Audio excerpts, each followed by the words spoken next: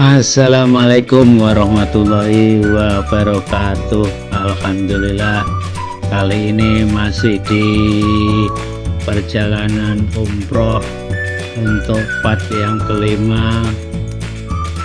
Kali ini dulur-dulur pengen aku ajak city tour di kota Madinah untuk mengunjungi Masjid Quba. Yuk kita lanjutkan perjalanannya.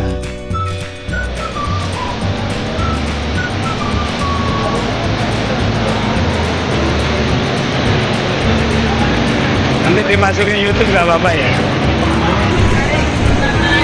Di bawahnya ada subscribe 20 ya. Gitu. Saya udah seminggu nggak ngupload ini. Subscribe juga, ikutnya follow juga ya 20 ya. Oke ya, saya udah follow kok. Dia punya YouTube ini. Oh, udah tahu semua kalau bisa 17 tukang YouTube itu di sini aja nih. Kasihan kan dari tadi hitam. Iya, dari orang tak mobil. Oh, kalau kalian tenang, udah siap bulan.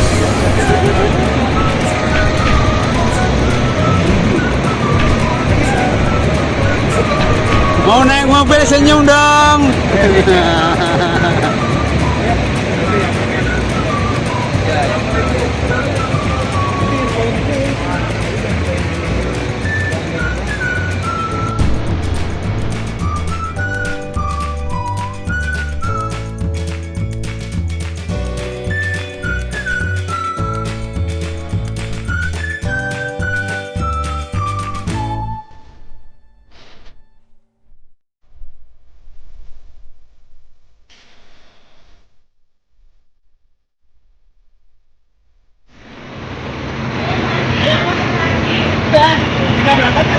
Ya, benar.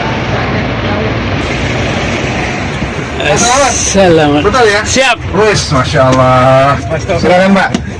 Selain punya usaha wafer, ternyata beliau selamat. Selain punya usaha wafer, ternyata beliau juga seorang vlogger, masya Allah. Konten kreator. Masuk YouTube. Masuk YouTube, betul. Jodohnya sama di privat. Jodoh sama keluarga. Di situ kan situ. Pertama adalah Masjid Quba, ya. Ya, adalah masjid yang pertama di dalam Islam. Lalu yang kedua, kemungkinan kita akan ke kebun kurma, ya. Kita akan ke kebun kurma. Dan yang ketiga, insya Allah kita akan ke Uhud. Nah, sembari nanti melewati 3 rute yang akan kita berhenti ini, kita akan melewati Masjid Qiblatain, lalu juga kita akan melewati Masjid 7 insya Allah. Dan memang salah satu dari Masjid 7 itu adalah Masjid Qiblatain, tempat terjadinya perang Khandaq.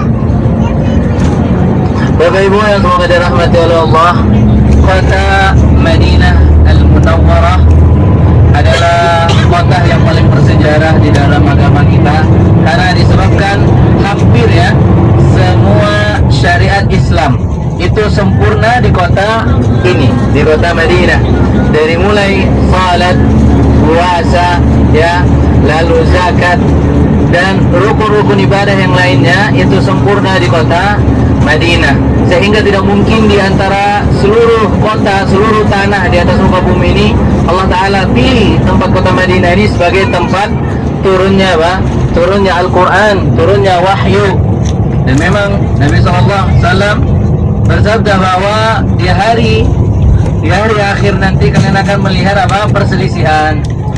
Dan kalau kalian melihat itu, maka kembalilah kalian kepada dua wahyu, yaitu Al-Quran dan As-Sunnah. Dan Al-Quran turun di kota Madinah, dan As-Sunnah hampir 80%-nya itu tercatat di kota Madinah. Sedangkan di kota Makkah hampir banyak sunnah yang qauli itu hanya sedikit, ya, hanya sangat sedikit sunnah qauli.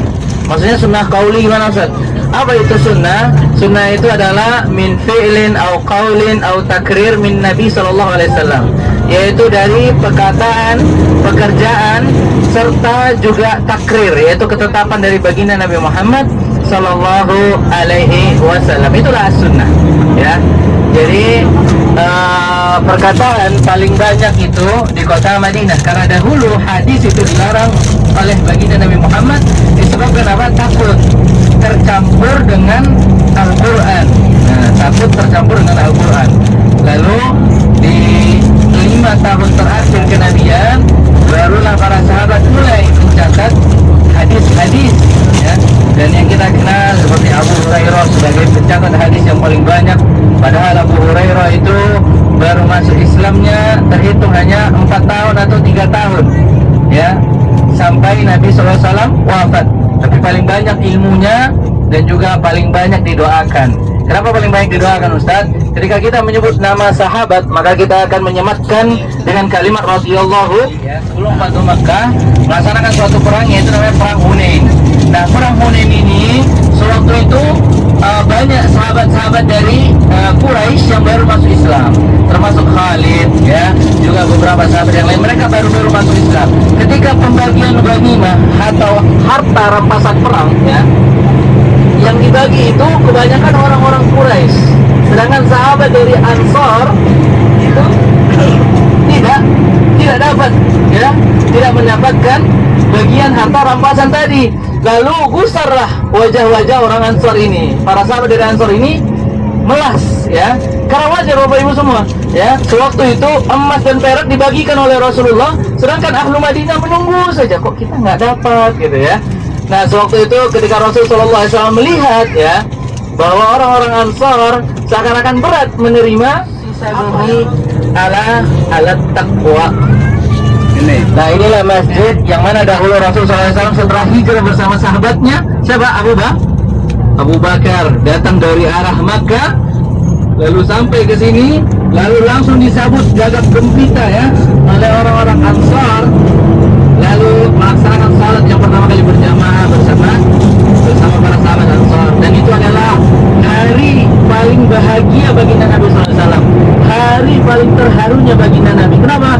Setelah dicampakkan, dilempar, tidak dihargai, bahkan dizalimi oleh orang-orang Quraisy, ketika sampai di Madinah disambut sebagai bak raja. Itu adalah hari kebahagiaan yang Allah Ta'ala langsung turunkan ayat la masjidun ussisa bihi ala taqwa, masjid yang dibangun di atasnya adalah ketakwaan.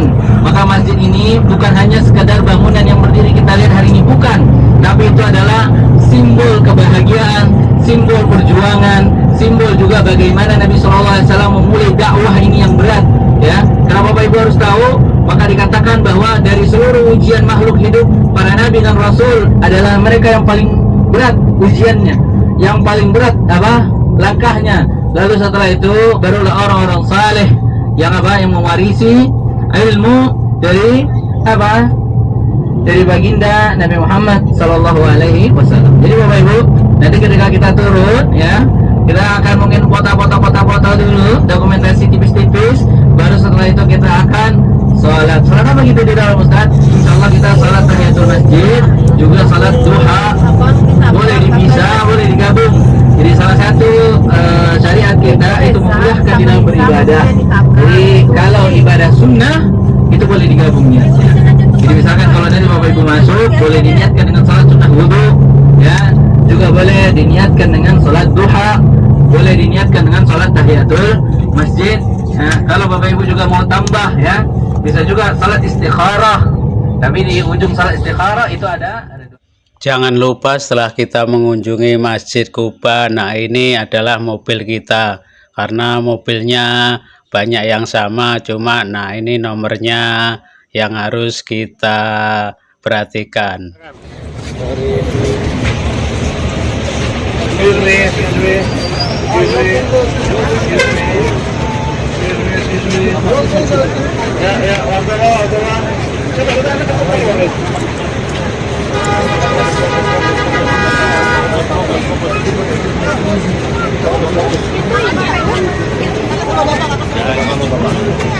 Ada lama bapak nggak?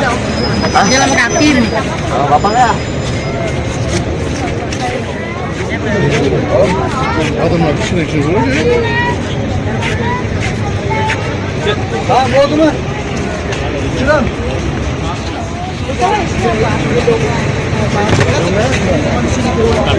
Apa?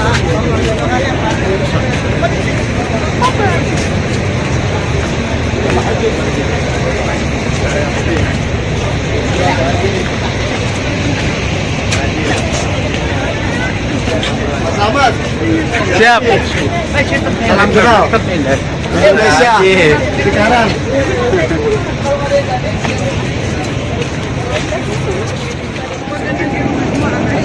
Ini adalah titik poin kita.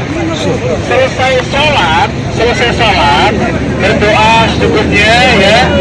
Kita kumpul lagi di sini jam 8.45. Kumpul lagi jam 8.45, oke? Ini meeting poinnya Bapak Ibu. Sekarang yang perempuan duluan, bareng sama satu. Cuaca pagi hari ini sangat cerah sekali, alhamdulillah. Kami bersama rombongan sudah sampai di Masjid Quba. Nah, ini mau melaksanakan sholat sunnah di Masjid Quba. Alhamdulillah udah selesai sholat sunnah di Masjid Quba.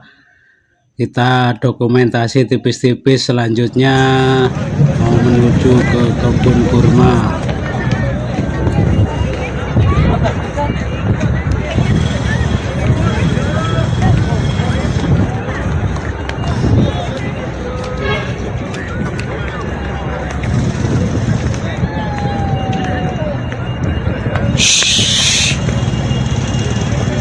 Tapi di foto tayang nggak tadi?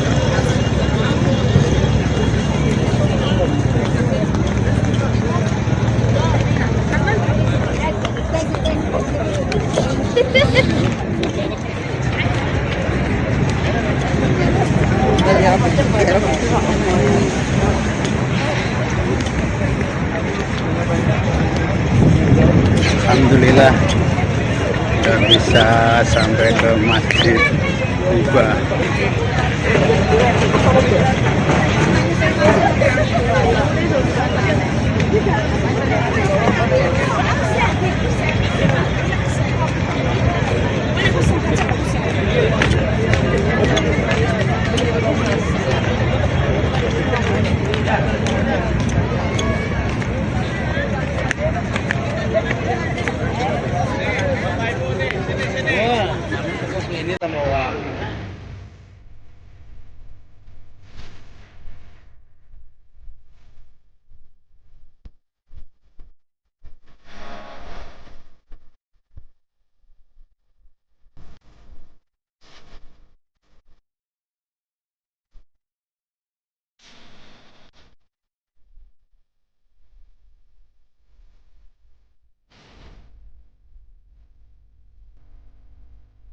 Setelah itu barulah apa?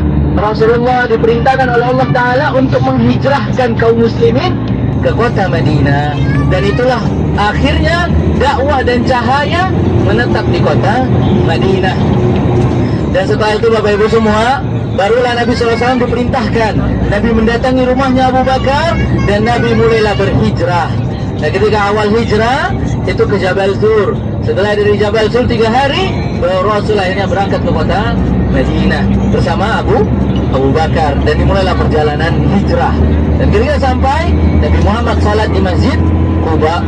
Makanya lepas judul ussisa ala taqwa, setelah disiksa, dicampakkan, ya, dan juga tidak dilihat, bahkan ternyata Allah Ta'ala memilih kota Madinah sebagai tempat Nabi sampai sangkakala nanti ditiup. Bahkan Bapak Ibu tahu, sebelum Nabi berhijrah ke kota Madinah, awalnya Nabi ingin ke Taif.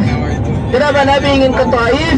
Karena ahlu Taif adalah tempat di mana dahulu Nabi SAW dirawat ketika kecil, ketika disusui hampir 12 tahun. Rasul hidup di Taif. Dan waktu itu meminta pertolongan, tapi ahlu Taif malah apa? melempari Nabi Muhammad SAW.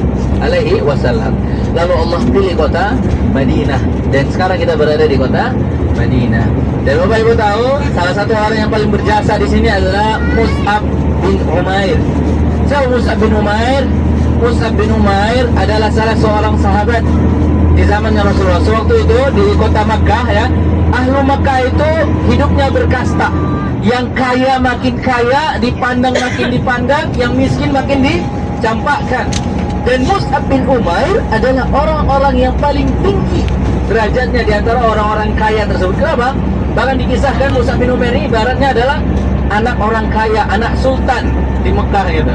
Lalu setiap Mus'ab bin Umair ini jalan, ya, semua orang-orang Mekah itu membuka jendelanya karena berharap Mus'ab melihat gitu. Ibarat anak presiden gitu loh.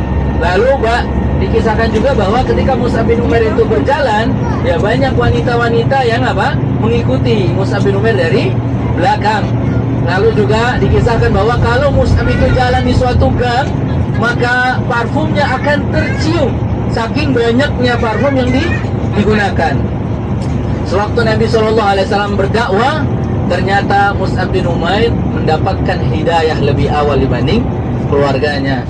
Terima kasih untuk sementara vlog aku akhiri, bukan untuk berpisah. Kita jumpa lagi di part dan session yang selanjutnya. Wassalamualaikum warahmatullahi wabarakatuh.